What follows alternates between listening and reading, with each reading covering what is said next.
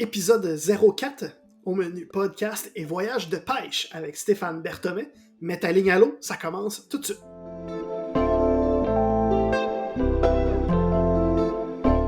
Merci d'être de retour pour l'épisode 04 de Passionné. Si tu as écouté l'un de mes 3 premiers épisodes et que tu es de retour aujourd'hui, tout d'abord, merci beaucoup.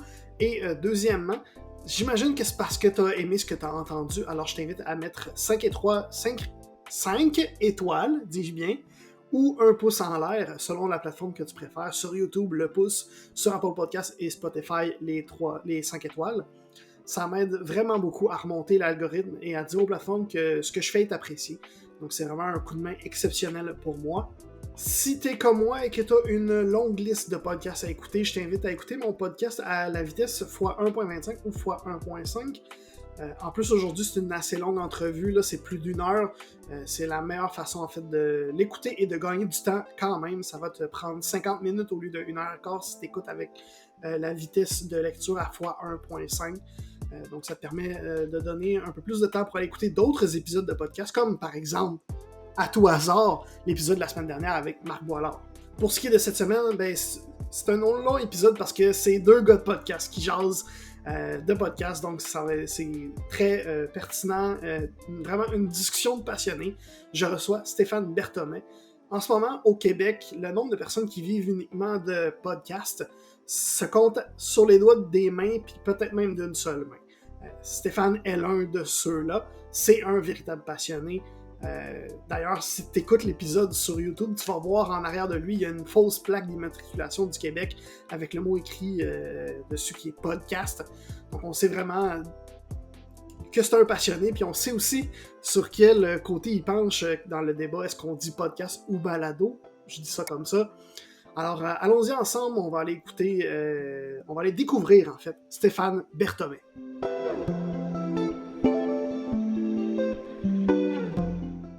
Stéphane Berthommet, cofondateur de Podpass Agence Média, CEO des productions GoScript Média, auteur et scénariste. Bonjour, bienvenue dans l'émission Le Podcast Passionné. Merci de l'invitation. Salut à toi, merci de m'avoir invité. Merci d'avoir accepté. Merci de m'avoir invité. Dans le podcast Passionné, en fait, on présente 2 passions de créateurs et d'entrepreneurs. La première, celle qui a été utilisée pour créer un emploi, là, celle qui est le carburant, celle qui nous permet de rouler au quotidien en fou. Et la deuxième, celle qui nous permet de se calmer un petit peu, se redresser le dos un petit peu dans le sofa à la fin de la journée ou après des gros rushs. Recharger les batteries. Exactement. Toi, ta première passion, c'est pas difficile à deviner, c'est le podcast. Évidemment, avec Podcast, avec GoScript et avec tes nombreux projets. Tu es dans le milieu depuis 2017. Tu animes le Podcastologue aussi, qui est sur l'actu du podcasting. Tu es collaborateur à Mon Carnet depuis longtemps aussi, il me semble, le podcast de Bruno Guglielminetti. Ça a commencé où, en fait, cette passion-là, quand tu t'es embarqué là-dedans en 2017? En fait, ça a commencé de façon un peu accidentelle, comme beaucoup de bonnes choses, hein. Je voulais faire du documentaire depuis longtemps. J'avais fait avant, ça fait une quinzaine d'années maintenant que je vis au Québec, mais avant de venir dans mon autre vie en France, j'avais travaillé pour le cinéma, j'ai écrit pour des différents projets télévisuels et j'ai écrit plusieurs livres et j'ai la passion du documentaire. Donc, je voulais faire du documentaire et puis à un moment donné, je me suis dit, dans les années peut-être 2015, quelque chose comme ça, si je referais bien des séries documentaires ici au Québec. Et j'ai proposé plusieurs séries à plusieurs producteurs. On est allé en discussion jusqu'avec des chaînes, etc. Donc, il y avait quand même quelque chose qui avait de l'intérêt, notamment dans le fait que j'étais dans le domaine du true crime et que à l'époque, tu sais, on avait eu l'impact de Making a Murderer et puis d'autres séries comme ça très très fortes qui avaient vraiment donné un coup de pied dans la fourmilière puis qui avaient lancé un peu l'impact du true crime auprès de la télé. Et mais ça ça décollait pas comme je voulais, ça prenait pas le départ que je voulais, notamment parce que moi, ce que je voulais faire, c'était vraiment de l'enquête. Puis l'enquête, c'est difficile pour une chaîne de télé, pour un diffuseur de s'engager parce que il sait pas trop où ça s'en va. Aujourd'hui, Ouais. ils demandent que ça, les diffuseurs. Tu sais, aujourd'hui, en 2023, les diffuseurs disent ah, on veut des enquêtes, on veut des enquêtes, on veut du true crime. À l'époque, on était plus dans ce qu'on appelle documentaire d'observation ou dans ce documentaire où tu savais du début à la fin où est-ce que tu t'en allais. Donc, Qu'est-ce qui faisait justement que les réseaux étaient plus frileux par l'enquête? J'imagine que c'est à cause c'était que trop ça... nouveau. C'était trop OK. nouveau. C'était trop nouveau. Ça coûte de l'argent de faire une production Mm. télé. Ça coûte très, très cher, comme tu sais. Et le diffuseur a besoin de se rassurer. Donc, si tu lui dis, voilà, je viens avec un projet qui est super bon, c'est une histoire qui est vraiment intéressante, c'est une enquête, on ne sait pas où on s'en va avec, il va te dire, oh, attends, comment ça, je vais mettre tant de centaines de milliers de dollars par épisode, mais tu me garantis pas qu'à la fin, je vais avoir une histoire complète. C'est un peu difficile à faire accepter. Aujourd'hui, on démarre des projets avec des idées, puis on démarre sur des enquêtes, puis on voit où ça nous mène. Ils ont complètement revu ce modèle-là, mais à l'époque, en 2015-2016, c'était encore vraiment difficile de le faire admettre. Et donc à un moment donné, j'ai commencé à m'intéresser à l'univers du podcast et c'est Bruno d'ailleurs Bruno Guglielminetti qui m'a mis un peu le pied à l'étrier là-dessus, puis qui m'a dit ah, le podcast c'est intéressant, tu sais, c'est un bon médium, etc. Et je me suis dit, oui, pourquoi pas finalement, pourquoi pas aller voir un peu ce qui se passe du côté de l'univers audio, qui est plus souple, qui est plus réactif. Et puis, comme moi, j'avais déjà une relation, je vais te dire privilégiée, puisque je collaborais à Radio-Canada depuis un moment, il y avait le secteur audio numérique qui était en train de se développer, qui s'appelait pas encore audio, la OHDIO, comme on Mhm. l'appelle aujourd'hui, qui était en train de se développer et qui créait des contenus. Il y avait très peu de contenus qui étaient créés, très peu de gros contenus surtout. Il y avait plusieurs petits contenus audio et puis, dans le courant de l'année 2017, je suis allé les rencontrer. C'était une toute autre équipe que celle qu'il y a aujourd'hui d'ailleurs. Je leur ai dit voilà, j'ai des projets de documentaires audio, j'aimerais faire ça. Au départ, c'était télé, mais je pense que ça pourrait très bien marcher en audio. Et puis ils ont été intéressés, ils ont senti qu'il y avait quelque chose, ils voyaient le potentiel. Puis dans le même temps, eux, ils cherchaient à développer le secteur audio numérique et justement à aller vers des produits différents, vers des enquêtes, vers des choses différentes. On m'a dit à l'époque, je me rappelle très bien, je pense que c'était Sébastien Perron qui était un des responsables là-bas, qui me dit ah on a un réalisateur qui est comme un Français comme toi, donc vous allez bien vous entendre. On va essayer de vous matcher, puis on va voir ce que ça donne. Tu sais, on garantit rien, mais on verra ce que ça donne. Et donc, il m'a présenté à Cédric Chabuel, qui a été le réalisateur de la plupart de 90% de mes balados jusqu'à aujourd'hui.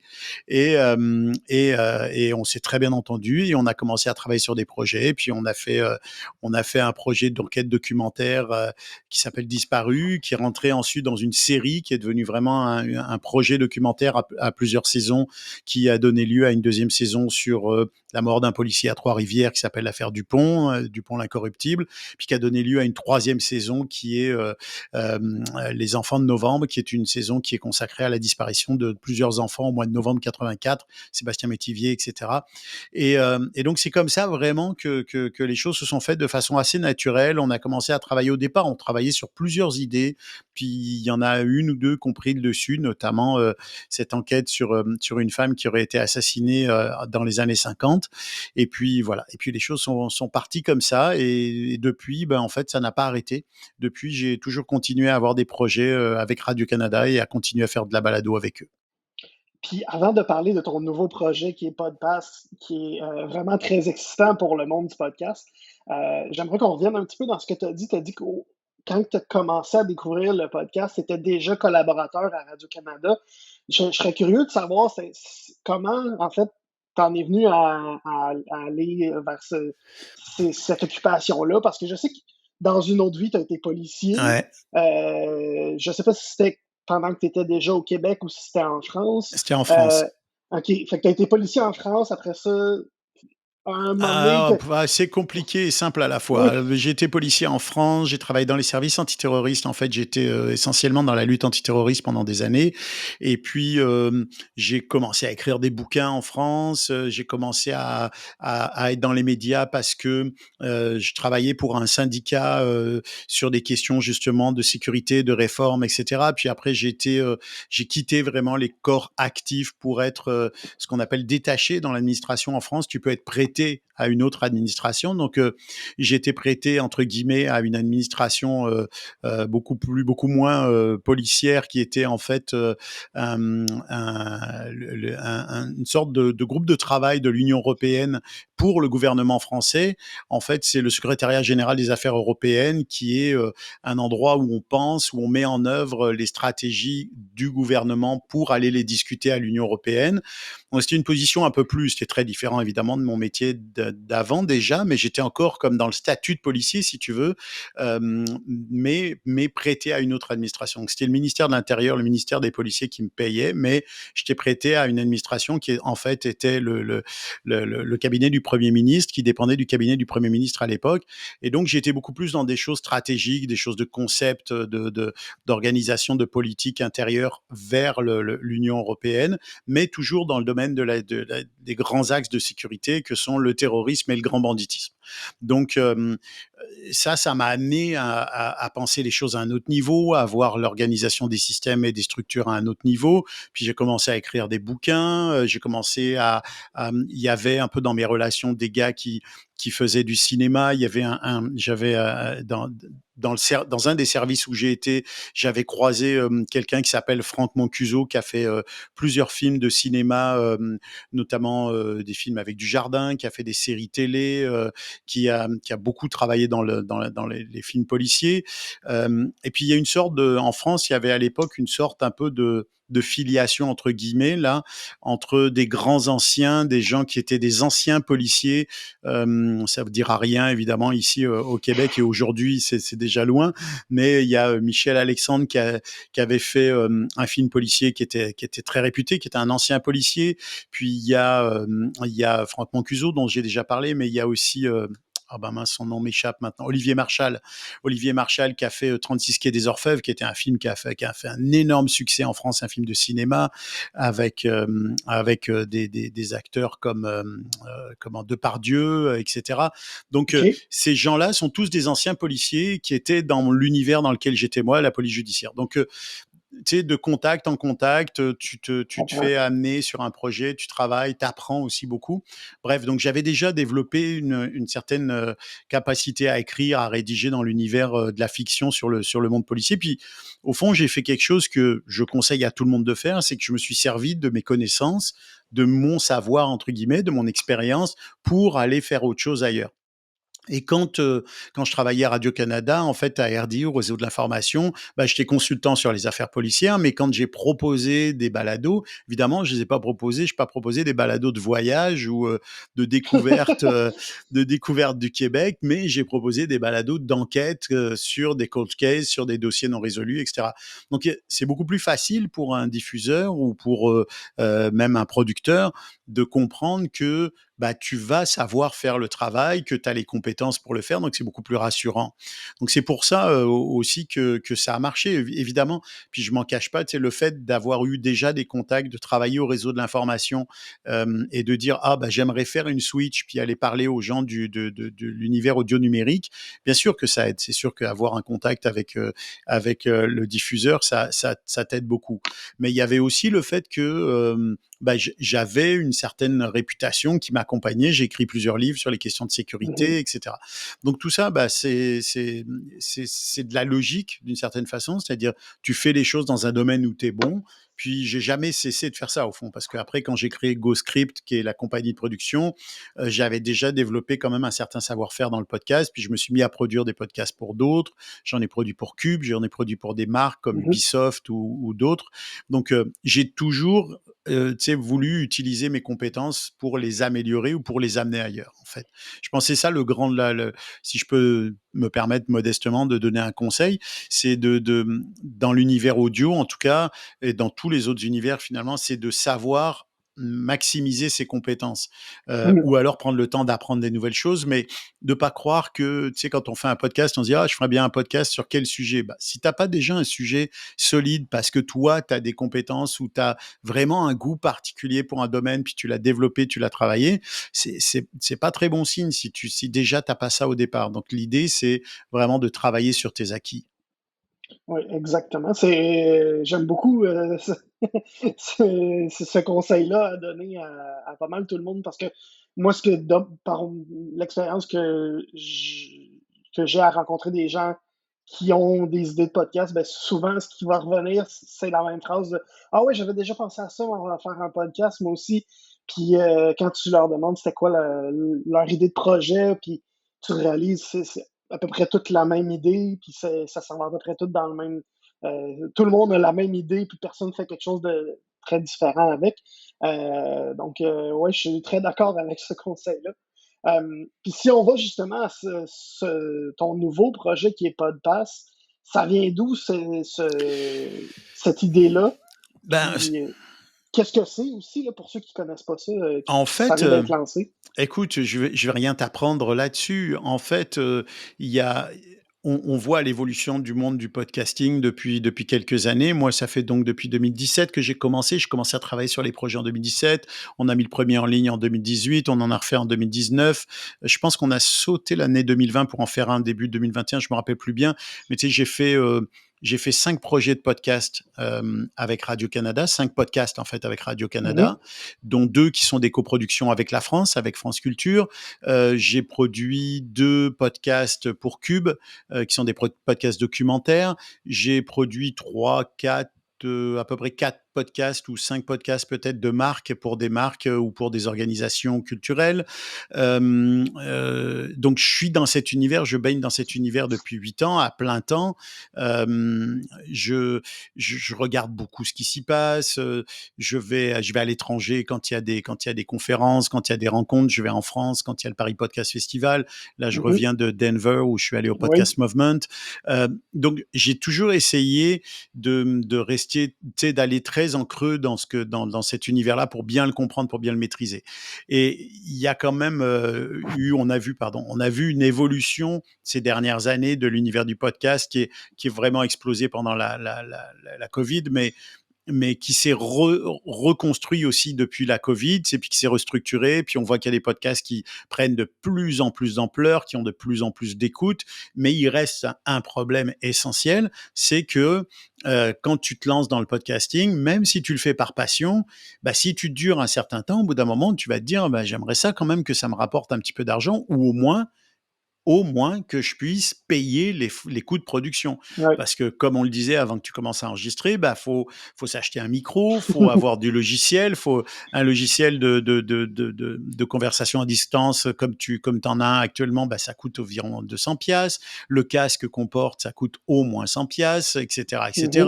Donc bon, tout ça, ça demande de l'argent. Puis oui, ça peut être une passion, mais il n'y a pas de raison que cette passion, à un moment donné, on se pose pas la question de comment on peut la rentabiliser. Et donc moi, au bout d'un moment, je me disais, mais quand même, c'est vrai que c'est assez incroyable de voir comment on crée du contenu de qualité quand on fait des podcasts et comment on en retire aussi peu d'argent. Même les YouTubers gagnent de l'argent quand ils font beaucoup de vues, quand ils ont un bon contenu. Tu sais, il y a vraiment, on a vraiment le problème de Spotify et Apple Podcasts qui représentent 90% des diffusions et qui ne payent pas le contenu qu'ils mhm, utilisent. Donc, au fond, on est pris dans cette sorte de piège de soit tu diffuses largement et tu es écouté largement parce que tu es sur les plateformes de diffusion, soit tu dis, moi, je veux pas qu'ils utilisent mon contenu gratuitement et tu as beaucoup de mal à gagner l'audience du public parce que tu n'es pas sur les plateformes les plus écoutées. Alors, c'est vraiment un paradoxe qui, à un moment donné, peut devenir désagréable. Donc, de fil en aiguille, des conversations, des discussions avec les uns et les autres, je me rends compte que il y a un potentiel dans l'univers du podcast. Puis on voit comment aux États-Unis, quand les gens lancent un podcast, ils cherchent tout de suite à le monétiser. mhm, On voit comment il y a des agences même qui se sont créées, qui proposent des partenariats, qui proposent des entrevues payantes. Tu sais, aux États-Unis, quand j'étais à Denver il y a 2 semaines, je discutais avec des agences dont l'unique activité, l'unique travail, c'est de placer des invités dans les podcasts. ils vivent de ça. Des grosses agences, hein. C'est Ouais, c'est c'est fou, hein. c'est fou, hein. Ils vivent de ça. C'est un business de placer des gens Mm, et des fois, c'est des négociations avec des entrevues qui coûtent, 2 3 4 000 mm. Donc on est très, très loin de tout ça, mais tu sais, tu vois aussi que aujourd'hui, il y a eu quand même des précurseurs et il n'y a pas que Mike Ward, mais il y a Mike Ward entre autres, mais Mhm. il y a eu des précurseurs du podcasting, des gens qui ont fait qui ont à un moment donné dans les années 95-2000 vraiment mis le pied, tu sais, dans cet univers-là, puis qu'on bricolait alors que c'était très peu connu, puis on a vu la période de la Covid où tout le monde s'est lancé dans le podcasting. Puis maintenant, on voit la période où il y a des gens qui se sont lancés avant les années 2000 ou dans les années 2000 et commencent aujourd'hui à avoir un réelle ampleur sur l'univers, puis qui surtout ont des podcasts qui fonctionnent super bien. Et puis, il y en a plein, au fond, quand on commence à demander aux gens combien ils font d'écoute. Il y a 2 3 ans, on était sur des dizaines de milliers, c'était vraiment pas mal. Aujourd'hui, on parle de centaines de milliers pour de Mm. plus en plus de podcasts. Je pense par exemple aux gars de Distorsion, Émile et Seb, qui ont un podcast qui est devenu vraiment emblématique au Québec. Tu sais, alors, c'est parti sur quelque chose qu'ils ont fait eux-mêmes. Ils racontent des histoires étranges qui se déroulent sur Internet. Ils en ont fait des livres. Ils en ont fait une série télé. Puis il y a Captive, hein, il y a Annie et Michel Oui, qui ont un podcast qui doit être proche aujourd'hui, puisqu'ils ont lancé la 3e saison, d'atteindre le million d'écoutes pour des c'est podcasts qui ont énorme. été faits de façon artisanale. Alors, ils sont dans le true Là, on crime, c'est parle de vrai. projets québécois, là, des Ouais, ouais, projets qui ont oui, eu à peu près oui. aucune Zéro publicité publicité. traditionnelle ou Zéro souvent zéro, publicité, c'est exact. ça. Ça s'est fait par le bouche à oreille. Donc, Mm. et eux sont des exemples. Puis il y en a d'autres. Il y a Simon Predge. Il y en a plein là des exemples qui piquent pas que dans le true crime. Mais je te cite le true crime parce que c'est un C'est domaine que ton je connais domaine. bien. Mais pas que dans le true crime. Mais je parle avec des Mm. gens qui ont des podcasts sur l'automobile, des gens qui ont des podcasts sur les RH, les ressources humaines, des gens qui ont des podcasts Mhm. sur les bonnes méthodes d'organisation d'entreprise, etc. Ces gens-là font des scores qui sont soit très très raisonnables, soit parfois très surprenants parce qu'ils sont très bons. Bref. Mm. Donc à un moment donné, je me suis dit mince quand même, on peut pas s'attendre à ce que les plateformes nous payent un jour ou payent un jour les créateurs. On ne peut pas non plus attendre de la programmatique, l'insertion dynamique, un revenu conséquent. Pourquoi? Parce que Mm. l'insertion dynamique, que ce soit l'hébergeur qui le fasse ou que ce soit Spotify ou d'autres systèmes, c'est des peanuts. Là, on parle de 2 3 dollars par le coût par mille, il est de quelques Mhm. dollars par 1000 écoutes. Donc, Puis même si souvent, tu le as résultat est ordinaire parce que ça a aucun rapport avec le public cible. Donc, il n'y a exact, aucun retour sur investissement pour la exact. personne Puis qui a fait. tu Puis le fatigues ton podcast, public. c'est ça, Tu exactement. C'est ça, tu fatigues les oreilles de ton public parce que tu leur sers une pub de char alors que c'est pas vraiment ta Non, c'est thématique, ça. etc., etc. Exact. Bref, donc j'avais cette réflexion depuis des années, puis j'ai discuté avec les uns, avec les autres, puis c'est vrai que je me faisais dire, c'est vrai que ce serait cool si on avait un système, et puis je voyais aux États-Unis un peu ce qui se passait, et donc il y avait ça, et puis de l'autre côté, moi j'ai discuté avec quelques marques québécoises et je leur disais, ben comment ça se passe la publicité pour vous? Et à chaque fois, je me faisais dire, ouais, ben, tu sais, c'est pas facile. Puis on voit ce qui se passe avec les médias québécois. Bon, et pas que parce qu'il y a Meta qui a bloqué les nouvelles au Canada, mais aussi parce que on voit que ça se rétrécit quand même le Mhm. potentiel de publicitaire pour les marques dans les médias. Et puis ça coûte très très cher. Ne serait-ce qu'un bandeau sur un site internet d'un média comme Cube ou comme la presse ou comme le Devoir, ça coûte très cher. Et, Ouais. euh, et donc, et en même temps, les éléments, les métriques de toutes ces choses-là sont pas très, très rentables. C'est-à-dire que tu n'as pas une vision très claire de qu'est-ce que ça te rapporte. Et on sait que nous, on est dans un univers numérique où les métriques ne cessent de s'affirmer, tu sais, les statistiques ne cessent d'être de plus en plus précises, on comprend de mieux en mieux. On a maintenant un calcul par l'International Advertising Bureau, l'IAB, qui te donne vraiment un niveau d'écoute aux 60 secondes d'écoute qui est vérifié, qui est calculé. Donc, on commence à avoir des chiffres de plus en plus précis. Donc, on a les outils au fond. Et ma réflexion, ça a été celle-là. Et elle a été très, très alimentée, je dois le dire, parce que il faut lui rendre toute la place qu'elle a dans la réflexion, par Andréane Viau, qui est aujourd'hui la cofondatrice de Podpass avec moi, qui est ma partenaire en affaires. Andréane avait bien avant moi commencé à faire à créer des partenariats entre des podcasts et des marques. Elle avait négocié des contrats, notamment par exemple pour Pfizer avec des podcasts ou des marques qui faisaient des annonces de partenariat avec différents podcasts. Et elle l'avait basé sur un système de réseau, c'est-à-dire qu'elle s'était constituée un réseau de podcasts et elle nouait des ententes avec des marques. Et puis on a discuté, je pense qu'on a dû commencer à discuter il y a déjà pas loin de 2 ans en fait. Quand Et puis même. ouais, et puis tu sais comme les discussions comme on peut avoir, on pourrait en avoir une aujourd'hui, Ouais, puis ouais, ouais. dans un mois on se reparle, dans 6 mois on se dit ah c'était pas une si mauvaise idée, puis dans un an on se dit Je ah on comprends. pourrait commencer à le faire. Bref, donc on a commencé à discuter de ça. Je te dirais oui il y a peut-être plus ou moins 2 ans. Et puis, il y a quelques mois, il y a peut-être, ça c'est allé assez vite quand même, il y a 6 mois, je te dirais à peu près, j'ai réécrit à Andréane en lui disant: «Écoute, je crois vraiment que le moment est venu là de se Mm. positionner, puis de créer une agence, uniquement destinée au podcast, uniquement destinée à l'audio». Et elle était aussi en réflexion justement par rapport à son projet. Je pense que elle avait un très très bon projet de départ, mais le fait d'avoir un écosystème fermé, peut-être que ça limitait un peu. Bref, on a eu beaucoup de discussions, on a eu beaucoup de réflexions, puis on s'est dit à un moment donné, bon bah est-ce qu'on se lance? Alors oui, on se lance. Donc on a créé Podpass. Podpass, qui est vraiment une agence de publicité qui est enregistrée comme telle, une agence de publicité pour les marques qui veulent annoncer dans les médias. Alors ça veut dire quoi annoncer dans les pardon, qui veulent annoncer dans les Dans les podcasts. podcasts. Oui. Ça veut dire quoi annoncer dans les podcasts? Ça veut dire par exemple ne pas faire du ads, ne pas faire de l'insert dynamique comme font Mhm. Spotify, comme fait Acast, comme fait Target Spot, comme font beaucoup de avec des agences en fait d'insert dynamique, comme font beaucoup d'hébergeurs. Tu sais, il y a beaucoup d'hébergeurs qui te proposent d'adhérer à un système d'insertion dynamique par ton hébergeur. Eux-mêmes, ils ont une entente avec Target Spot ou avec des grosses Mhm. boîtes internationales. Même les Et plateformes oui, d'enregistrement comme moi j'utilise Zencaster, on était en train de discuter grâce à la plateforme Zencaster en ce moment. hein, Même ces plateformes-là commencent à proposer ouais, si tu veux, tu peux adhérer à notre programme un de autre, monétisation, puis tu fais exact. exactement la même chose. Exact. Mais ce projet-là, nous, il nous intéressait pas pour les raisons que tu viens d'évoquer juste avant Mm. et auxquelles je crois beaucoup. C'est que l'insertion dynamique, c'est pas naturel.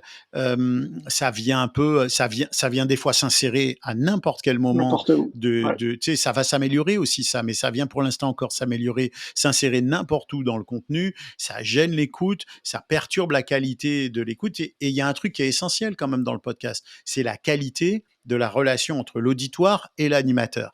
Ton auditoire, à toi, il t'écoute pourquoi? Parce qu'il aime ta façon de présenter, parce qu'il aime le contenu que tu lui offres, parce qu'il aime les choix d'invités que tu fais, parce qu'il aime les sujets que tu fais. Et cet auditoire-là, il est attaché à toi, à ton contenu. Il n'a pas envie forcément d'être amené à droite, à gauche, toutes les 7 minutes ou 10 minutes ou 15 minutes même, ou 3 fois par épisode pour une publicité. Donc, même si la publicité en podcast, même si les ads en podcast sont relativement mieux admis que la publicité à la télé, notre intention avec Andréane, c'était vraiment d'aller vers le qualitatif, d'aller vers quelque chose qui, d'une part, soit bien fait, soit fait sur mesure pour le podcast, pour pas justement gêner cette relation entre l'auditeur et le podcasteur ou la podcasteuse, mais aussi qui offre à la marque un retour sur investissement, hein, le ROI, Mhm. là, le Oui. fameux Return of Investment, qui soit à la hauteur d'un budget conséquent. Et ça, on sait que le host read, l'annonce faite par l'animateur, c'est la solution pour ça. Donc, on s'est vraiment Mhm. concentré là-dessus. Et Podpass, c'est ce qui fait vraiment ça.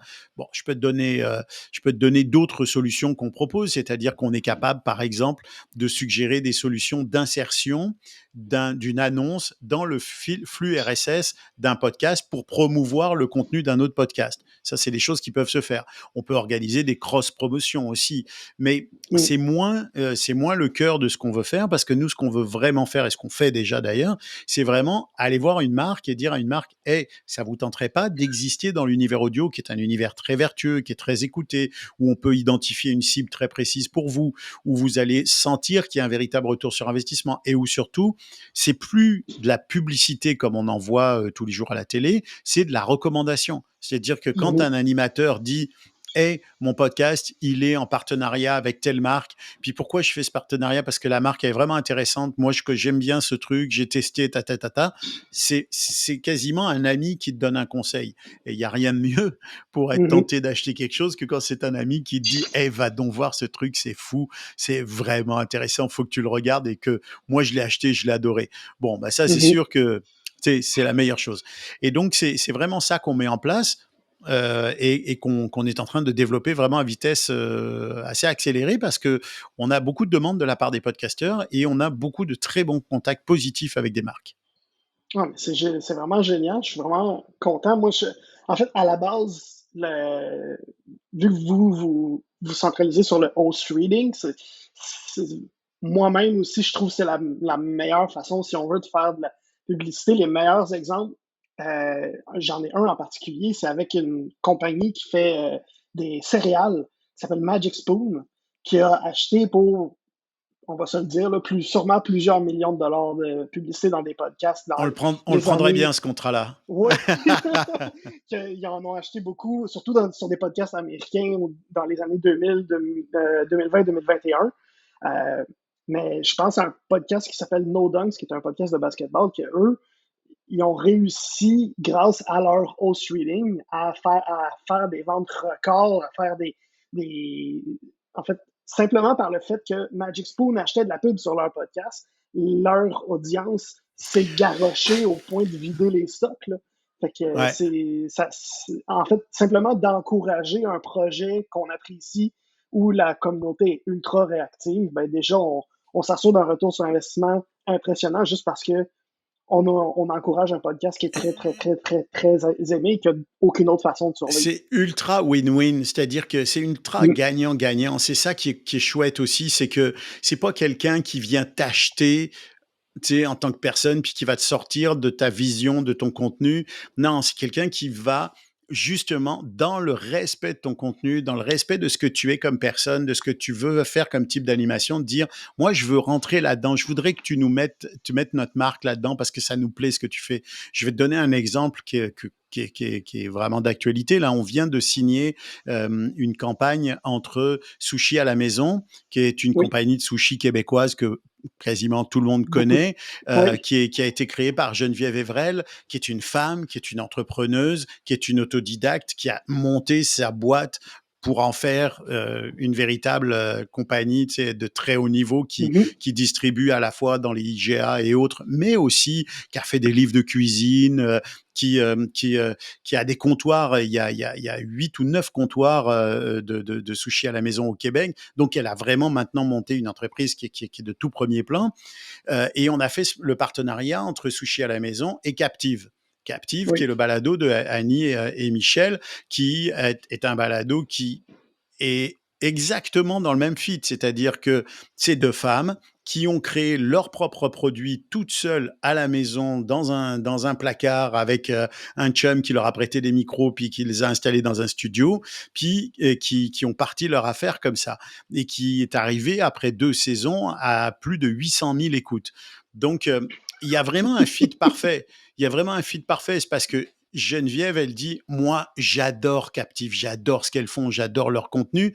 Et Annie et Michel, elles disent, mais nous, on adore les sushis de Geneviève. Donc, il n'y a rien, tu comprends, il n'y a rien de fabriqué là-dedans. Tout est vrai, là. Mhm, Oui, oui, sushi à la maison paye un partnership, une commandite, appelle ça comme tu veux, un partenariat avec la mhm, marque, mais Geneviève Evrel, elle est contente de sponsoriser un contenu qu'elle aime, qu'elle apprécie, et les filles sont contentes d'annoncer un contenu qu'elles, pour lequel elles ont elles aussi mhm, des ondes positives là. C'est pas du tout bon allez on fait business pour le business là. On est loin de ça. Ce qui veut pas dire que ça peut pas se faire non plus, mais il faut quand même nous ce qu'on cherche avant tout, c'est d'avoir un vrai fit, d'avoir vraiment quelque chose qui fasse que il y ait un lien, soit à travers les personnalités, soit à travers les contenus, soit à travers les histoires, les parcours, etc. Donc cet exemple-là, tu vois, de Geneviève Evrel et de Annie et Michel avec Captive et Sushi à la maison, il est parfait. Il est tout à fait, c'est tout à fait l'exemple, c'est tout à fait l'exemple type, c'est tout à fait l'exemple type du type de partenariat qui est parfait pour le podcasting et qui va rapporter beaucoup de visibilité à sushi à la maison, mais qui, moi, je pense même, va rendre le podcast captive à un autre niveau. C'est-à-dire que les gens vont dire, OK, ça y est, elles ont un beau partenariat avec une très belle marque québécoise. Donc même elles, c'est valorisant parce que c'est la reconnaissance que leur contenu vaut quelque chose. Et Dieu sait si ce genre de contenu-là, aussi qualitatif, il valait déjà quelque chose dans les premières saisons. Mais là, tu vois, moi, je trouve que de démarrer un épisode avec Annie et Michel qui annoncent le partenariat, puis de la façon dont elle annonce, super convivial, tu te dis, OK, c'est cool. C'est cool. Il y a quelqu'un qui a Mm. reconnu la valeur de ce contenu-là et qui s'en sert pour faire sa propre visibilité. C'est gagnant-gagnant. Donc ça, c'est un bel exemple. Puis il y en a plein des exemples comme ça. Je Mhm. connais un gars qui a un podcast qui traite des fruits et légumes. Écoute, c'est quand même un domaine plutôt niché là. Oui. Il a des écoutes qui sont vraiment minimes, vraiment pas très importantes, mais qui sont très bien positionnées dans cet univers-là. Et il a un partenaire, bah, je dirais pas son nom, mais c'est un partenaire qui vend des produits pour l'agriculture. Et à un moment donné, il dit, écoute, moi, ça fait 6 saisons que je suis là, que je fais mon podcast, je vais peut-être arrêter. Mais là, son partenaire, celui qui le sponsorise, il lui dit, non, non, non, faut pas que tu arrêtes. Moi, je veux que tu continues. Donc, il a refait une saison supplémentaire parce que son partenaire lui dit, je vais payer, t'inquiète pas, je vais continuer, je vais payer plus s'il Mm. faut, mais je veux que tu continues. Donc ça, c'est des exemples qui démontrent que le retour sur investissement, là, pour la marque, il est garanti. Puis on le Ouais. voit, il y a eu des études maintenant. Il y a 2 ans encore, il y avait très peu d'études. Maintenant, on voit les études, là, sur le sujet. Il y a plus de la moitié des gens, pour pas dire jusqu'à certaines études, 70-75% des Mhm. gens qui écoutent de la publicité en podcast, qui vont aller se renseigner ou qui vont passer à l'acte d'achat. C'est énorme. Essaye d'avoir Ouais. ça sur la publicité à la télé ou à la radio. Ça n'a rien à voir. Puis tu sais, tu t'achètes un espace de publicité dans un magazine. Tu vas payer ça des milliers de dollars. Quelles sont les garanties que la personne qui feuillette le magazine Mm. va ne serait-ce que lire ta publicité ou jeter les yeux dessus? Et quand le magazine ou le journal, encore pire, est terminé, le soir, il part au panier. Avec un peu de chance, il va aller alimenter le feu de bois pour cet hiver, le feu de foyer, tu sais. Non, mais c'est ça. C'est tout. Et Oui, peut-être que effectivement. quelqu'un va le revoir en ouvrant pour faire son feu de foyer. Ah tiens, il y avait ça, ok, allez Mhm. hop. Mais il reste que c'est ça la durée de vie d'une publicité dans la presse traditionnelle. Alors que sur un podcast, si tu peux mesurer le nombre d'écoutes que tu veux atteindre, tu peux mesurer la durée, tu peux savoir exactement quel type de public tu recherches à atteindre, tu passes ton message exactement de la façon que tu veux. Ça aussi, la marque en podcast, elle peut choisir avec l'animateur ou Mhm. l'animatrice quel message elle donne. Bref, c'est Oui, incomparable. puis un petit commentaire sur la durée de vie en particulier. Là, le meilleur exemple, c'est moi qui l'ai vécu il y a quelques semaines. J'ai écouté un épisode d'un podcast qui datait de 2017. On est en août, c'était en août 2023. Puis en écoutant le podcast, ben, il y avait c'était pas une publicité, là, c'était plus un, un entrepreneur qui parlait de son Ouais. projet. Puis j'ai dit, hey, moi, ça m'intéresse, là. Fait que j'ai visité le site web, puis je suis allé m'informer parce que même plusieurs années plus Ben oui. tard, j'étais intéressé. Fait que au niveau de durée de vie, là, la durée de Ouais. vie du podcast est pas mal plus longue que celle de l'imprimé qui se ramasse dans le feu foyer. T'as raison là-dessus. Là. Clairement, puis l'impact, il est énorme. Tu sais, je parlais hier avec Bruno Guglielminetti, puis il nous a confié le mandat de lui trouver, si on voulait, des gens qui veulent participer à mon carnet, puisqu'il offre maintenant la Mhm, possibilité aux entrepreneurs ou aux gens qui sont dans des compagnies, qui veulent faire parler de leur business, qui veulent faire parler de leur travail. D'ailleurs, je passe un message. Si c'est votre cas, appelez-nous. Mais il offre la possibilité d'avoir des entrevues qui sont des entrevues rémunérées, compensées. Là, c'est pas, il n'y a pas de cachette là-dessus. Ça se fait énormément aux États-Unis, comme je te disais. Et mhm, Bruno, il y a beaucoup de demandes là-dessus. Et il y a des gens qui ont besoin de ça. Et c'est un service qui est finalement, en termes de résultats, pouvoir parler de ta marque, de ce que tu es comme mhm, entreprise, de tes valeurs, de la façon dont tu travailles, de tes attentes, de tes employés, de tes projets pendant 15-20 minutes. Où est-ce que tu peux faire ça? Tu peux pas faire ça avec une mhm, qualité d'écoute comme on en a avec un podcast. C'est pas mhm, possible ailleurs. Il y a personne qui écouterait ça avec autant d'attention. Et donc, le prix de coût, le coût que ça a pour une entreprise, c'est extrêmement minime par rapport à une publicité. C'est 10 fois plus ou 50 fois plus impactant qu'une publicité. Et en même temps, c'est 5 à 10 fois moins cher. Donc, il Mhm. n'y a pas vraiment de raison de s'en priver. Justement, je voulais te demander si moi j'ai une entreprise puis je veux faire par exemple je sais pas moi j'ai un garage puis je veux faire la publicité sur des podcasts. C'est quoi comment ça va fonctionner? Qu'est-ce qui premièrement j'imagine je t'appelle, mais ensuite ça Ouais. va être quoi les étapes? Bah, c'est très facile, et après je vais te donner un exemple aussi assez drôle par rapport à ça. C'est, tu as un garage, donc tu es concessionnaire, puis tu vends des Mhm, autos, puis tu veux annoncer. Alors, il y a dans l'univers du podcast, et là, il faut préciser une chose, c'est qu'il y a pas de limite. Nous, si tu nous dis: «Moi, je veux faire connaître mon garage aux États-Unis ou faire connaître mon garage en France, je veux ouvrir une succursale en France, puis là, j'ai zéro leverage, j'ai zéro visibilité, mhm, je veux être connu du public français», ben, on va aller chercher des produits, des podcasts qui sont sur ces secteurs géographiques, même si, tu sais, on sait que le podcast peut aller partout, sauf qu'on sait aussi que les podcasts locaux sont avant tout écoutés localement. oui. Là. Ça, c'est pas un mystère.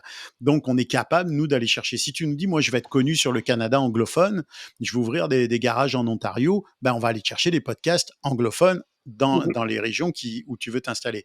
Mais si tu me dis, ben, je veux annoncer ici au Québec dans des podcasts, il y a d'excellents podcasts qui parlent de quoi? D'automobile, d'innovation technologique dans le milieu, dans l'industrie automobile, qui parlent de sujets qui sont pas forcément directement, à part en plus de cela, pas uniquement dans l'automobile, mais des sujets qui concernent qui? Ta clientèle potentielle, les gars ou les filles, ça dépend ce que tu vends comme produit, ce que tu vends comme mhm, type de véhicule, de telle tranche d'âge, qui dépend aussi un peu de ce que tu as comme garage. Tu sais, si tu un garage Mazda, c'est pas la même chose que si tu un garage Ferrari.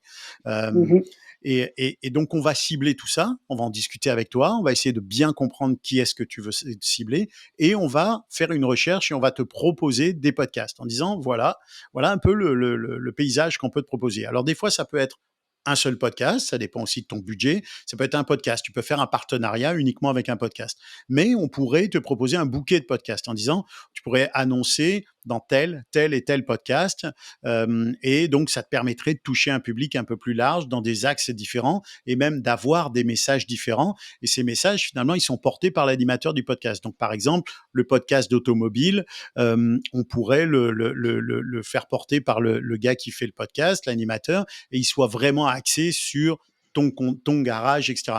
Mais si on va chercher un autre podcast qui parle d'un autre sujet, mais qui touche ta même clientèle cible, on peut lui demander de trouver un autre message. Tu sais, l'exemple, encore une fois, de sushi à la maison et de captive, c'est oui, qu'en gros, il n'y a pas vraiment de lien entre les sushis et les crimes et les meurtres non résolus. Hein. En tout cas, on l'espère. effectivement. On l'espère. Mais tu sais, Annie et Michel t'expliquent au début de chaque épisode que avant de t'installer, là, si elles étaient à ta place, avant de s'installer, elles iraient se commander des sushis dans un des comptoirs. Mm. Puis si tu es à tel endroit, appelle donc à Drummondville. Je sais plus s'il y en a à Drummondville, je pense que oui. Appelle donc à Drummondville, ou disons Montréal pour pas se tromper. Oui. Appelle donc à Montréal, mais je pense qu'il y en a à Drummondville. Appelle donc à Montréal et commande-toi des sushis. Tu vas voir, les maquis sont géniaux, etc. Bon, c'est tellement précis comme type de recommandation que ça va frapper la cible, c'est sûr.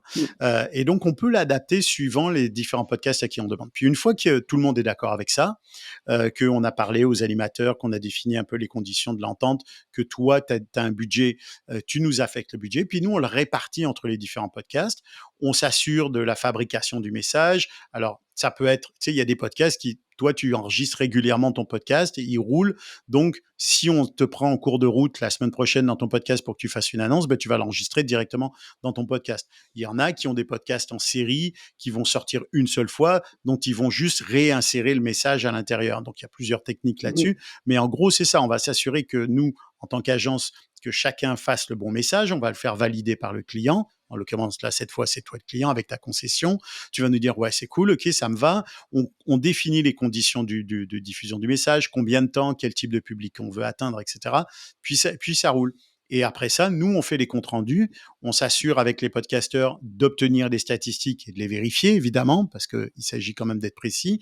Et on fait le feedback, on te fait le feedback en disant, ben voilà, on est à tant de jours de la campagne, tu as atteint tant de téléchargements, tant d'écoutes, puisqu'on a une campagne qui va jusqu'à, par exemple, 200 000 écoutes, on est à 100 000, on est à la moitié de la campagne. Ce qu'on peut faire aussi, et ce qu'on fait aussi d'ailleurs, c'est que on peut ajouter des petits bonus là qui sont quand même pas négligeables, comme par exemple des publications sur les réseaux sociaux. C'est-à-dire que les podcasteurs ont souvent des réseaux sociaux qui sont reliés à leur podcast et qui sont quand même souvent assez efficaces. Donc on peut dans la campagne ajouter une, deux, trois publications en cours de route sur les réseaux sociaux des podcasteurs ou des podcasteuses concernés. Donc voilà, une campagne, ça se passe comme ça. Donc, et à la fin de ta campagne, ben, tu as le retour sur tes écoutes, tu sais que tu as réellement été écouté parce que, par exemple, si tu mets ton annonce, si ton animateur ou ton animatrice fait l'annonce au tout début du podcast, on sait qu'une annonce de partenariat, ça dépasse rarement les 40 secondes, 50 secondes, c'est déjà pas mal. Donc, ça rentre dans une minute, ça rentre dans 60 secondes. Et comme la Mhm. mesure IAB de l'audience, elle est de 60 secondes et qu'elle démarre à la première seconde d'écoute, si c'est mesuré IAB comme une écoute, ça veut dire que ton message, il est passé dedans. Et Mhm. ça veut dire qu'il a été écouté. Donc, c'est très fiable quand même, mine de rien. Mhm. Donc, tu vas avoir réellement les écoutes pour lesquelles tu as payé. Ce qui est quand même aussi une garantie que tu n'as pas quand tu dis à un journal, je vais vous prendre tel truc. On dit oui, oui, on a diffusé à temps, on a tant de clients, on a tant de lecteurs. Ça, c'est des lecteurs selon des En études. guillemets, oui. Ouais, on a tant de lecteurs le week-end, mais il n'y a personne qui est dans le salon de Stéphane pour savoir comment il lit son journal, Mhm. tu sais, si je le lis comme ça ou si c'est mon chien qui l'a mangé le matin, là, Ouais. personne ne le Puis sait. l'exemple est le même aussi en radio où, Bah oui, oui, ils ont un nombre, puis, mais ça, c'est basé sur des sondages que, au final, est-ce que c'est le nombre réel? Peut-être que oui, peut-être que non. Puis est-ce que c'est des auditeurs? C'est surtout ça l'important aussi, la différence entre radio et podcast, les auditeurs actifs, les auditeurs engagés. bah Et le oui. podcast, à la base, ben, tu as choisi de prendre ton téléphone, d'ouvrir l'application podcast, d'écouter ce podcast-là, alors qu'à la radio, ben, c'est peut-être juste le poste que tu as entendu au magasin ou dans ton char qui roulait quand tu as ouvert, tu as allumé ton char. Cette semaine, j'ai lu deux statistiques par deux organismes très solides. Là, je pense qu'il y en a un, c'est Triton, puis l'autre, c'est Signal Hill, euh, où ouais, je sais, mais vraiment deux organismes de mesure Mhm. très sérieux. On est à plus de 80 de gens qui écoutent réellement les publicités en podcast. Tu sais, ça, C'est énorme. c'est énorme, là. C'est Mhm. énormissime. Tu sais, la télé, quand une chaîne de télé dit nous, on est écouté par 1 200 000 sur cette émission-là, c'est de la mesure subjective, là. C'est de l'extrapolation. C'est qu'il y a des gens qui ont noté dans leur référentiel, là, leur nombre de X, quelques centaines de personnes qui regardent la télé tous les jours. Eux, ils ont leur petit boîtier, puis ils ont appuyé sur telle chaîne à telle heure, là. Et après, on a extrapolé au reste de la population. C'est pas de l'écoute réelle, c'est pas de la mesure Mhm. réelle, jamais, jamais, jamais. Donc, de l'autre côté, dans l'univers du podcast, nous, on a des chiffres qui sont des chiffres réels. Donc, Mhm. tu sais, pour un propriétaire de marque, pour quelqu'un qui veut annoncer, je pense que la discussion, il suffit juste de leur expliquer ça, parce que c'est ça encore la question, c'est que les gens ne le savent pas réellement. Mais une fois que tu as compris ça, tu sais que tu payes quasiment, tu peux dire 1 dollar me rapporte tant. Puis les études qui ont été menées dernièrement sont très impressionnantes. Là, on est à 1 pour 7, tu sais, on n'est pas là, pas loin, là, en retour sur investissement. Là, tu rapportes 7 fois ta mise, là, quasiment. Donc c'est très intéressant. Puis pour finir avec l'histoire du garage, parce que on me l'a Oui. raconté il y a pas longtemps, c'est un ami qui a justement un podcast. C'est quelqu'un que je connais qui a justement un podcast qui parle de l'univers automobile. Et il a un concessionnaire qui annonce dans une de ses, dans certains de ses épisodes, pas tous les épisodes. Mhm. Et le gars, il lui dit alors comment ça marche, est-ce que tu es content, etc. Il dit my God, si je suis content, en un mois, j'ai payé l'investissement de ma publicité à travers les clients que tu m'as renvoyés. C'est-à-dire que, t'imagines, toi, le Ouais, concessionnaire, ouais. avec les gens qui, dans le premier mois, sont venus lui dire hey, je vous ai entendu sur tel podcast, puis je viens voir, tu sais, ça m'intéresse, je viens saigner dans votre concessionnaire, ou qui lui disent carrément je suis venu parce que j'adore ce podcast-là, puis que c'est un bon podcast, donc je Mhm. pense que ça va être cool de venir chez vous. Lui, il dit en un mois, il a payé l'investissement qu'il a fait sur le. Donc tous les autres mois, les 11 autres mois, c'est de la plus-value sur un investissement de publicité en podcast. Oui, d'abord, c'est rarissime, c'est dans l'univers de la publicité. Puis deux, il n'y a pas de modèle publicitaire qui peut te garantir ça, où tu es capable de dire, bah là, je comprends que ça revient directement du podcast. Donc c'est vraiment, j'ai l'air très enthousiaste, mais c'est la réalité aussi là. Oui, ben absolument. Puis j'ai une dernière question par rapport à ça avant de passer à la deuxième passion. Ouais, bah oui. On est deux gars de podcast, puis on a dit le mot podcast. Fait que c'est sûr qu'on allait prendre 50 minutes à en jaser. Avant de passer à la deuxième passion, je voulais savoir si, à l'inverse, moi j'ai un podcast qui n'est pas encore lancé. Là, on est le 1er septembre, puis le lancement va se faire un petit peu plus tard au mois de septembre. Fait que j'imagine qu'il est trop tôt, mais est-ce que c'est possible pour d'autres projets qui existent déjà? Ça va être vraiment plus de ce côté-là, de lever le flag et de dire, hey, moi, si vous avez des annonceurs, moi, je serais preneur, ou vous préférez rester en mode observateur à ce niveau-là, puis Non, je te dirais que bon, les choses évoluent tellement vite dans l'univers audio que ce qu'on dit aujourd'hui, dans une semaine, dans 3 semaines, dans un mois, tu sais, déjà, ça aura changé. Je te ouais. dirais qu'évidemment, si tu lances n'importe qui, à moins que tu t'appelles les Morissette, là, mais Mhm. si tu lances demain matin un podcast et que tu me dis, Stéphane, j'aimerais ça que vous monétisiez mon podcast, écrivez-nous là si c'est votre cas. D'ailleurs, j'en profite, je signale que sur le site de Podpass, donc podpass, podpass.ca, on a une page, un onglet pour les podcasteurs, que dans cet onglet pour les podcasteurs, tu peux soumettre ton podcast. Tu nous envoies, c'est un OK. formulaire qui s'ouvre, tu donnes toutes tes informations, tout est confidentiel évidemment, puis il n'y a rien de très secret qu'on demande, on essaie de voir où se situe ton podcast. Donc, si vous avez un podcast et que vous voulez envisager de la publicité ou des partenariats ou un modèle de monétisation qui soit authentique, écrivez-nous. Mais si tu démarres ton podcast, je vais te dire, ouais, faut bien le réfléchir. Bientôt. Pourquoi? Parce que déjà, on va pas pouvoir le vendre sur une base acquise. C'est-à-dire que la marque, elle va dire, ouais, je pense que c'est un bon contenu, ça fit avec mon produit, puis je suis prêt à lui faire confiance. Je pense qu'il est capable d'atteindre rapidement un bon reach, mais je vais le payer X. Donc, tu vas être payé Mhm. très peu cher parce que tu vas être payé sur une promesse de résultat. Alors que si on attend 6 mois ou un an et que les résultats sont là, 6 mois après, tu as déjà un Mhm. nombre d'écoutes plutôt intéressant, là, on vient vers la marque et on dit, ben voilà, on a déjà un background de 6 mois. Puis, vous voyez la progression, on projette être là dans un an. Donc déjà, là, on peut négocier un montant Mhm. qui est beaucoup plus intéressant pour toi sur une campagne. Puis, on peut, par exemple, négocier pour 6 mois ou pour 3 mois et puis revoir ça dans 3 mois en fonction des nouvelles codes d'écoute, etc., etc. Donc, il n'y a rien d'impossible. C'est sûr que, comme dans tout, il faut essayer d'être un peu plus solide sur ses bases pour vendre un produit qui génère plus de bénéfices. Mais encore une fois, puis des fois, tu sais, nous contacter en amont en disant, hey, je lance un podcast, ça peut nous permettre aussi, nous, de le suivre, Mhm. de rester en contact. Puis comment tu vas au bout de 3 mois, comment tu vas au bout de 6 mois. Hey, puis même nous, on peut avoir une offre d'une marque qui nous dise, moi, je cherche pas forcément une énorme visibilité. Par contre, je cherche cette niche-là. Puis cette Mhm. niche-là, bah, il y a que toi qui es dedans. Donc, bah, tu peux devenir le bon podcast pour cette marque-là. Comme je te disais, mon ami là, qui fait des trucs sur les fruits et les légumes, Ouais. il est pas mal tu sais, un des rares dans sa niche. Donc, peu importe qu'il ait une écoute de 10 000 ou de 2 000, c'est pas si important que ça. Ce que veulent les marques, c'est toucher exactement les bonnes personnes. Ouais. Et lui, il leur permet de toucher ça. Donc, il est un bon contact. On va passer à la deuxième passion, celle qui te permet de relaxer là, après un gros lancement comme Podpass Ouais, ou après des grosses semaines, des grosses journées.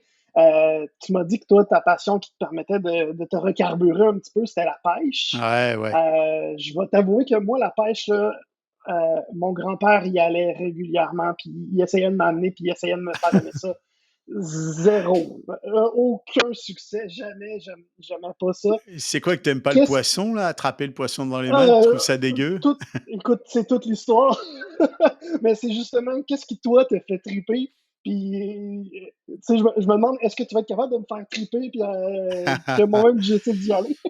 Mais tu sais, je vais te dire, Le podcast, c'est pas du podcast. Le podcast, c'est du rêve. Le podcast, c'est de l'imagination. Le podcast, c'est du contact qu'on a entre nous. Le podcast, c'est la vie. Ok. Le podcast, c'est pas du podcast. La pêche, c'est pas de la pêche. La pêche, c'est la OK? nature. La pêche, c'est aller dans le bois, marcher pour aller trouver une rivière. La pêche, c'est aller dans le fleuve en barque. La pêche, c'est passer une après-midi entre amis. La pêche, c'est voir des décors incroyables. La pêche, c'est aller dans le nord, découvrir un autre paysage, une autre culture, voyager à travers le Québec pour monter jusque dans le nord. C'est ça la pêche au fond. Donc, moi, je pense tout le monde peut triper sur la pêche. Il y a autant de formes de pêche qu'il y a de podcasts différents. On peut faire beaucoup de parallèles. Mais en fait, moi, je tripe sur la pêche pour plusieurs raisons. D'abord, une raison que j'ai compris certainement à rebours, c'est que moi aussi, mon grand-père allait à la pêche, mon père allait à la pêche. Et puis quand j'étais petit, j'allais à la pêche avec eux. Je me faisais chicaner parce que je pitchais je balançais des pierres dans l'eau. Et mon grand-père, ça le rendait fou. Mais maintenant, je sais que ça n'a aucun impact. On peut balancer des pierres dans l'eau, puis mon fils peut le faire, ça me gêne Parfait. pas. Tu vois, comme quoi tout évolue. Mais Ah ben, je vais peut-être y aller finalement. vas-y, va balancer des pierres dans l'eau. Mais du coup, je te dirais que moi, quand je suis arrivé au Québec, je me suis pas mis tout de suite à la pêche. Puis j'ai vécu 17 ans à Paris. Alors la pêche en plein cœur de Paris, Ça doit ouais, pas être terrible. moyen. Quoi qu'il paraît qu'il y a des gens qui pêchent dans la Seine, mais j'irai même pas Ouais. toucher le poisson là. Bref, Ah. un petit peu en l'extérieur de Paris, c'est sûr qu'il y a des coins de pêche. Mais bon, tout ça pour dire que moi, pendant longtemps, j'ai eu, comme je t'ai dit, des activités qui me permettaient pas d'avoir beaucoup de loisirs à côté. Bref, quand je suis arrivé au Québec, j'ai un peu redécouvert la pêche petit à petit. Je me suis fait un ami qui est un gars qui habite Jersey, je te salue, Claude, qui est vraiment un gars de bois, qui sait passer une journée entière et une nuit dans le bois, puis que j'ai rencontré d'ailleurs dans un magasin de pêche et on est devenus amis comme ça. Et lui, il m'a vraiment remis le pied à l'étrier sur la pêche. Il m'a redonné le goût de la pêche aussi, puis je me suis rendu compte que je l'avais jamais perdu, ce goût de la pêche. Mais donc, Mhm. c'est ça, ce que j'aime dans la pêche, c'est oui, mais c'est pas tant le plaisir d'attraper du poisson, même si j'aime ça, c'est quand même cool de pogner un poisson, tu sais. Mais c'est j'habite sur la rive sud, je vais dans le fleuve, je vais dans les îles de Boucherville, j'ai mon bateau et mon Mhm. petit canot, je vais me balader dans les îles, je vois une biche, je vois des canards, je vois, tu sais, il y a comme une forme de communion avec la nature qui est extraordinaire. Là, j'ai un petit moteur électrique, alors soit j'y vais avec mon moteur électrique, soit j'y vais à la rame. Ça fait que ça me fait faire de l'exercice, ça me fait sortir. Bref, il y a tout ça aussi, tu sais, il y a tout ce truc qui fait que. Puis j'y vais avec des amis, donc j'y vais là d'ailleurs le 11 septembre. J'y vais là, c'est dans pas longtemps. On fait une journée de pêche, là on se prend un guide, on va pêcher sur le fleuve. Donc il y a tout ce truc-là de partir avec les amis, de manger le Mhm. sandwich dans le bateau et tout, qui pour moi est très important. Mais je note quand même que c'est un peu spécial qu'on soit en train de discuter entre un Québécois et un Français et que c'est le Français qui te parle de la pêche. J'espère que tu Oui, vas pas me puis pousser à te parler du hockey parce que sinon c'est qu'il y a vraiment quelque chose qui va pas. non, ça, il n'y a pas d'inquiétude de ce côté-là, t'inquiète pas. Mais, donc, si je comprends bien, en fait, le plaisir de la pêche, c'est vraiment juste simplement c'est le moment présent, Ouais, ouais, c'est c'est ça. vraiment ça, parce Ouais. qu'au final, que ça morde ou que ça morde pas, si Mais t'aimes la non, pêche, c'est pas important, mais non, l'important, c'est pas c'est, grave. ok, Un de mes c'est ça. meilleurs tu sais, parmi mes meilleurs souvenirs de pêche, c'était un souvenir avec mon ami Claude, justement, Claude Boursier. Euh, Claude, comme je te disais, c'était un gars de bois. Puis maintenant, après beaucoup d'années, j'ai appris à me méfier de lui parce qu'il m'entraîne dans une pêche, puis il me dit, hey, on va aller du côté de la forêt Waro, puis on va marcher un petit peu, puis tu vas voir, je connais un coin super. Mais marcher un petit peu, c'est 4-5 heures de marche dans le bois, tu sais. Puis, tu sais, puis ça, c'est rien quand t'as pas une pente à 45 degrés que tu montes Ouais. quasiment à quatre pattes Ouf. avec ta canne à pêche d'eau. Puis, c'est toujours des pièges comme ça avec lui. Tu sais, tu fais 6 heures de marche, une heure de pêche. Mais tu vois, un de mes meilleurs souvenirs de pêche, c'était avec lui, justement. On a marché, je pense, pendant 3-4 heures. On était dans des trucs humides, là, de milieux humides et tout, pour arriver dans une sorte d'endroit où tout était super verdoyant avec plein d'arbres morts. C'était super beau, c'était un beau décor. Et puis, on a pêché des petites truites comme ça qu'on a évidemment relâchées à chaque fois sur place dans petit ruisseau magnifique dans un décor superbe.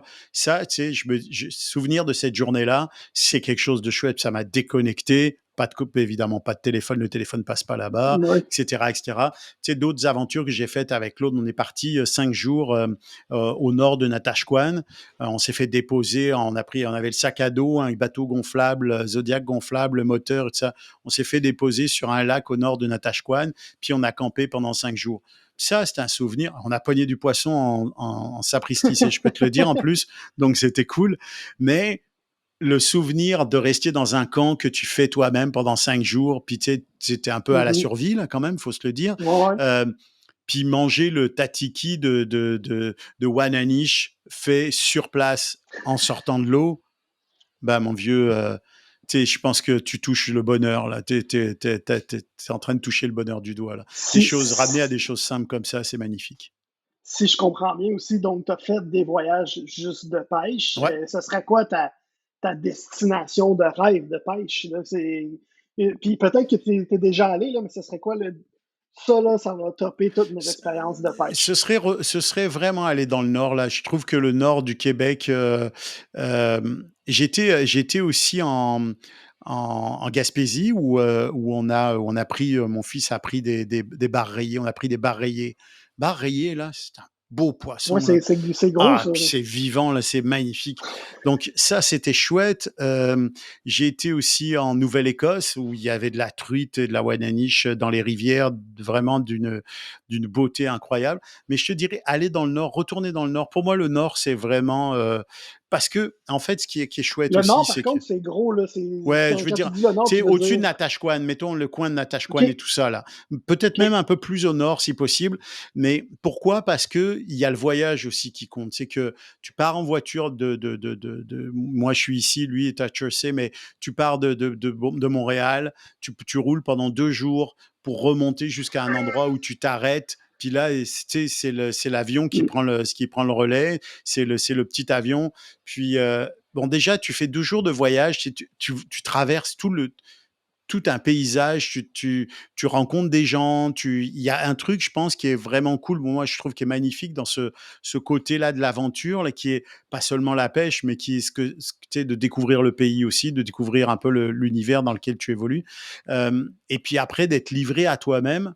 Je trouve que ça, c'est. Puis écoute, le décor, le Canada, on a quand même un Ouais. pays, il y a quand même un pays qui est extraordinaire, là, qui a Mhm. rien à envier à personne en termes de décor, en termes de lac, en termes de beauté de lieux.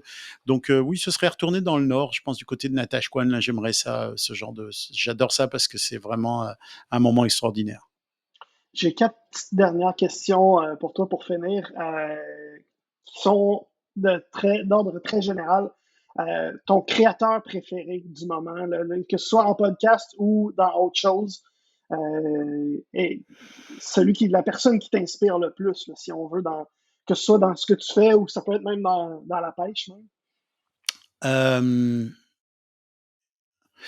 Écoute, je suis très très fan son nom m'échappe maintenant, de l'animateur de Someone Knows Something, quelqu'un sait quelque chose. Ah, Euh, Tu vois qui je moi veux aussi, dire je m'en là? Bon, souviens plus. je suis très très fan de lui. Je suis très très fan de lui, notamment sa dernière saison sur l'histoire des jeunes noirs assassinés aux États-Unis par des gars du Ku Klux Klan. Euh, c'est un podcast bouleversant. Donc, je suis très, très fan de son David travail. Ridgen? David Ridger, merci. Je suis très, très fan de son travail. C'est un travail dont je connais l'importance parce que je le fais d'une façon très proche de lui, mais dont je mesure toute l'implication qu'il a parce qu'il est moi, je trouve que je suis beaucoup impliqué, mais des fois trop, mais il est encore plus impliqué que moi. Et je suis très admiratif de ce qu'il a fait et de ce qu'il fait. Il va sortir une nouvelle saison bientôt. Donc ça, c'est vraiment pour moi un grand modèle. Euh, j'ai pas, c'était un truc qui m'est très personnel, mais je n'ai pas de sentiment. Tu sais, je suis pas un fan. Je suis pas un fan d'un sportif. Je suis pas un Mhm. fan d'un musicien. Je suis pas un fan d'un comédien. J'ai pas ce truc, cette fibre-là d'être j'ai un ami, je pense qu'il vendrait sa mère pour aller voir un concert de Prince, tu sais. Mais moi, j'ai pas ce C'est pas kick ça. de, Ok, je j'ai pas comprends. ce kick avec quelqu'un.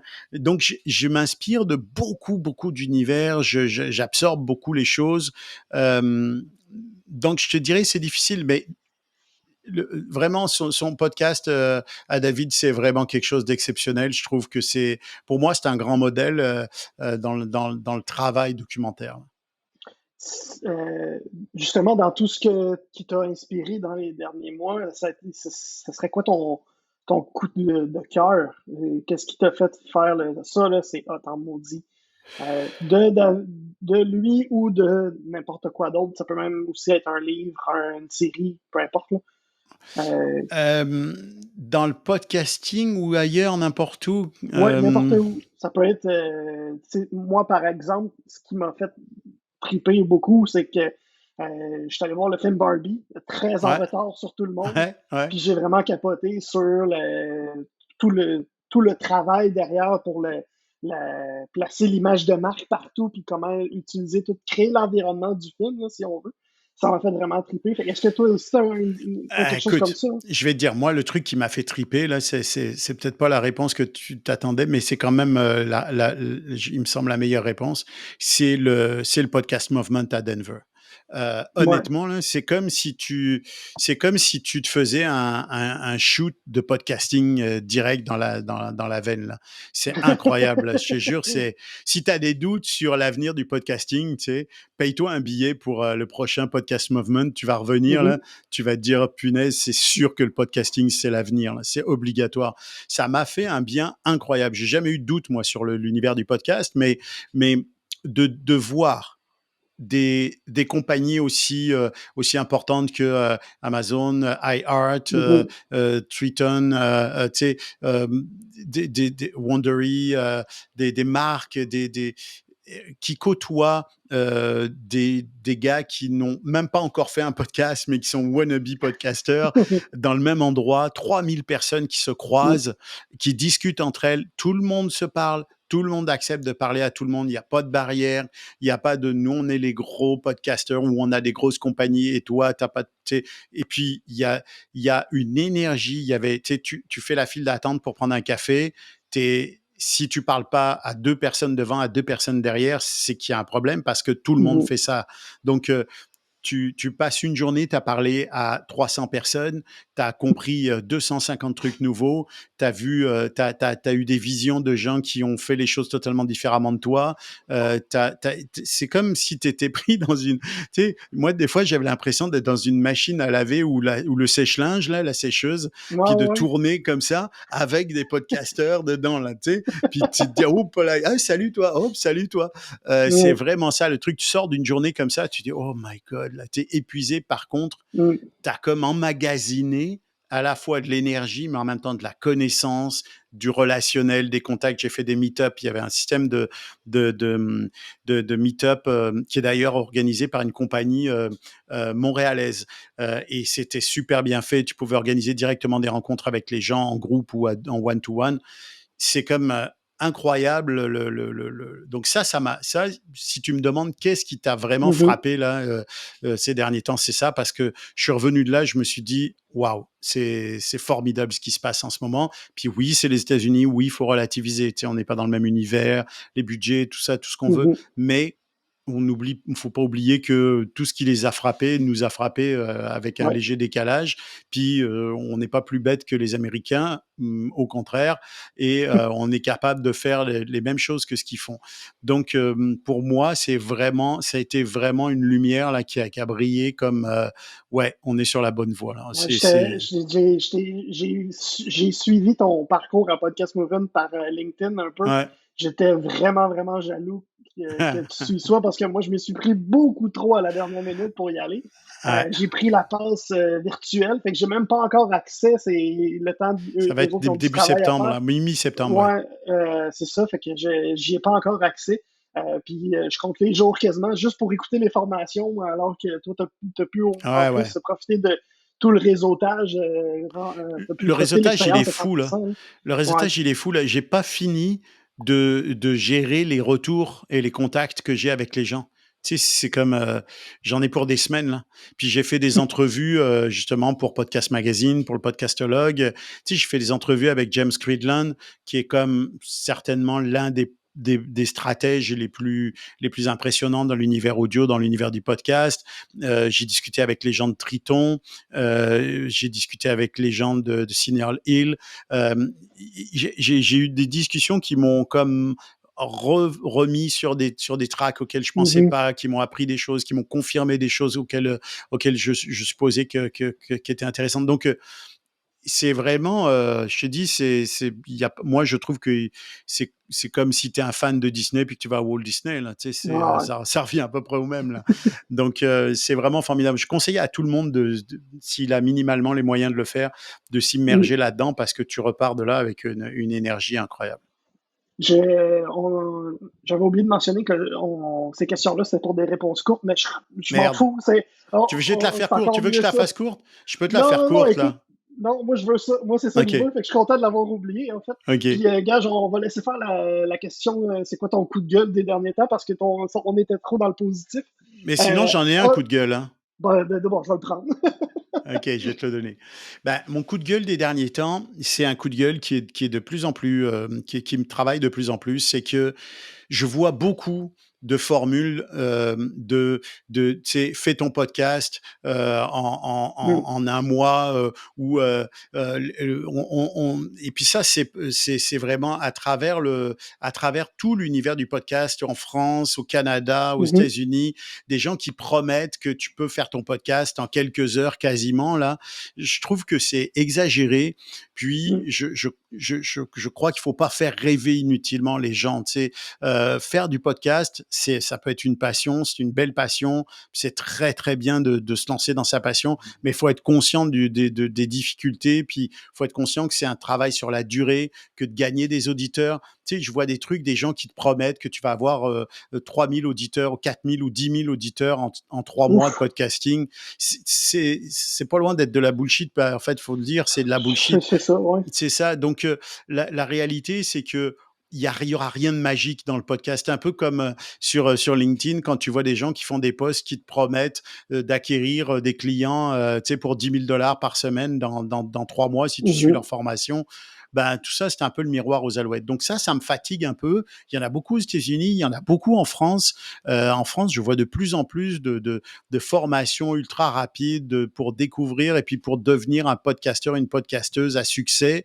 Ça me gêne un peu parce que je crois qu'on est tous responsables de ce que devient le podcasting. Puis, on est tous responsables de ce qu'on vend aux autres en termes de podcasting. Tu sais, moi, avec PodPass, si je pensais que je vendais un mauvais produit, je le vendrais pas là. Si je pensais que ça mhm, servirait pas les intérêts du podcasting, je le ferais pas. En tant que producteur, je vais donner un exemple. En tant que producteur de podcast, je dis à mes clients, si vous investissez pas dans de la visibilité, c'est-à-dire si vous mettez pas une part de budget minimale dans ce qu'on peut promotionner, ça c'était avant de créer PodPass, ben, je le fais pas votre podcast. Je ne ferai pas la production d'un podcast qui n'a pas de visibilité, qui n'a pas un axe de mhm. visibilité, qui n'a pas un axe de publicité, parce que vous allez pas avoir d'écoute. Moi, je vais être frustré de vous avoir fait un podcast qui est pas écouté et vous allez être déçu. Puis au final, ce qui se passe, c'est que les clients, ils sont pas trop déçus parce qu'ils s'attendent pas non plus à des résultats de fou, mais quand tu fais un podcast, c'est pour faire écouter ton message. Donc, pour faire écouter ton message, il faut t'assurer qu'il aille rejoindre le public. Mais si tu n'investis pas là-dedans, ben, il ira pas rejoindre tout seul le public. C'est pas magique non plus le podcast. Bon, tout ça, tu sais, tous ces miroirs aux alouettes là, qui vont de la formation magique jusque à l'acquisition de clientèle, jusqu'à Mhm. à des contrats mirobolants parce que tu as un podcast. Ça me gêne un petit peu. Ça me gêne un petit peu parce que c'est loin d'être authentique. Puis au final, ça nuit quand même au Mm. milieu. Puis en plus, c'est niaiseux, mais c'est- quand on dit que 80% des podcasts ne passent pas comme l'épisode 7 ou quelque chose comme ça, ben ça ajoute encore plus, Ben oui. ça ajoute des nouveaux cas de podcasts qui se rendront pas au septième épisode parce que si on promet qu'un projet peut être lancé en 15 minutes, ben il va y en avoir beaucoup qui vont être déçus aussi, là, puis il va y avoir des projets qui vont naître, puis qu'après 3 épisodes, ça va être fini, là. Tu sais, tu apprends pas le piano en 3 jours, tu apprends pas, Ouais. la peinture en 3 jours, il y a c'est le podcast, c'est un art aussi, pour vrai, c'est pas juste, Mhm. une bébelle, là, c'est un art, là, faut apprendre à faire de la recherche un peu, faut apprendre à savoir céduler des entrevues, à faire des entrevues, faut Mhm. apprendre à animer, à savoir parler au micro, à savoir s'adresser aux gens, faut apprendre à faire du montage, là, donc c'est un art et c'est une technique. Faut apprendre à faire du montage, faut apprendre à trouver de la musique, faut savoir s'y repérer dans les histoires de droit, faut se trouver un hébergeur, faut savoir monter son épisode, savoir faire sa promotion sur les réseaux sociaux, créer une vignette, parler de soi, etc., etc. Écoute, faut être multitalent, et en même temps, t'apprendrais tout ça en quoi? En 3 jours, un mois? Non, c'est pas comme ça que ça marche. Donc, c'est dommage. Je suis sûr qu'il y a des gens qui le font bien. Ceci dit, tu sais, Ouais. je ne dénigre pas les formations de podcast. Là, il faut bien qu'on s'entende là-dessus. Il y a des bonnes formations, certainement. D'ailleurs, j'en donne à l'INIS des formations de podcast. Mais et je parle pas que de celle-là, mais j'ai vu des formations à distance Mhm. qui sont très bien faites, qui sont très solides. Mais faut pas faire rêver les gens inutilement. Puis faut pas leur faire croire qu'en quelques heures, quelques jours, ils vont devenir les maîtres du podcast parce que c'est pas correct, je trouve. Absolument. Ça va être la toute dernière question de notre entrevue. Merci beaucoup pour ta générosité en passant. Vraiment, là, j'aurais jamais espéré qu'on en discute autant que ça. Ça va être quoi ton défi de l'automne? J'imagine que ça a rapport avec PodPass, là, juste comme ça. Bah oui, bah Mais oui, ce bah serait oui. quoi le défi plus précisément? Écoute, notre défi, c'est de gérer le nombre de podcasteurs et podcasteuses qui s'adressent à nous en ce moment, parce qu'on en a pas mal. Donc, d'arriver à ingurgiter tout ça, à recevoir tout ça, puis à le traiter, puis à leur trouver Mhm. des partenariats. Et de l'autre côté, c'est aussi quand même, faut le dire, de faire comprendre aux marques combien ils ont intérêt à faire de la publicité en podcast. Ça, c'est un peu le défi. On va organiser des webinaires, on va trouver des solutions. Puis, tu sais, je sais que les choses vont se faire, mais moi, j'aime toujours accélérer les choses. Là. Ouais. J'aimerais ça que ça aille plus vite toujours. Mais je sais que l'histoire va dans ce sens-là. On va tous dans le Mhm. sens de la publicité en podcast. J'aimerais être un facteur d'accélération, un facteur de changement aussi. Donc, mon défi, c'est vraiment celui-là. Puis, c'est mettre Podpass avec Andréane la longue distance. Là, on a des objectifs qu'on s'est donnés. Et c'est chouette aussi de travailler à deux sur un projet, parce que jusqu'à présent, je travaillais beaucoup tout seul. Donc, c'est vraiment d'amener Podpass à devenir, certainement, on l'espère, une entreprise phare dans l'univers de la publicité au Québec. Merci beaucoup, Merci Stéphane à Berthommet, toi. d'avoir participé au podcast Passionné. Je suis vraiment, vraiment content de t'avoir reçu et que tu as été autant généreux avec mon audience. C'est vraiment très, très, très apprécié. On peut te suivre, j'imagine, moi, j'ai connecté avec toi par LinkedIn. La meilleure façon de te rejoindre, j'imagine, ce serait ça ou par ton courriel. LinkedIn, c'est bien LinkedIn, Oui, ou parfait. écrivez-moi, allez sur le site de Podpass, podpass.ca, Mhm. mais ajoutez-moi sur LinkedIn, écrivez-moi comme vous voulez. Il y a toujours plein de gens qui m'écrivent, je réponds à tous les messages. Puis merci à toi, parce que j'espère que j'ai été passionné à la hauteur de tes autres Oui, invités. Mais merci à toi, absolument. parce que c'est le fun de parler de podcast, puis de parler avec quelqu'un qui s'y connaît comme toi, parce que tu as une véritable expertise dans le domaine. Ça aussi, c'est vraiment un plaisir d'échanger avec quelqu'un qui a une telle connaissance du milieu. Merci beaucoup, j'apprécie vraiment. Je vais prendre ces très bons mots. Ça me fait chaud au cœur. Prends-les, Merci. prends-les, prends-les. C'est mérité. Puis à très bientôt. Merci beaucoup, Stéphane. Salut, bye bye.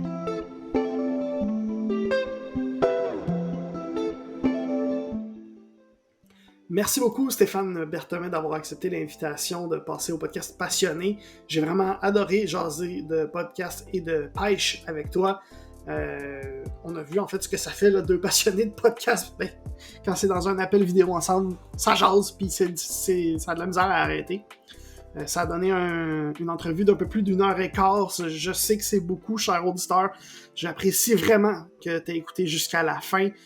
D'ailleurs, si t'es encore là, j'imagine, c'est peut-être parce que tu as aimé ce que tu as entendu, donc je t'invite à t'abonner sur la plateforme de ton choix, soit YouTube, Apple Podcast ou Spotify. Ça va te permettre de t'assurer que tu ne manqueras pas les prochains épisodes, dont celui avec Jean-Simon Buis la semaine prochaine, à mardi.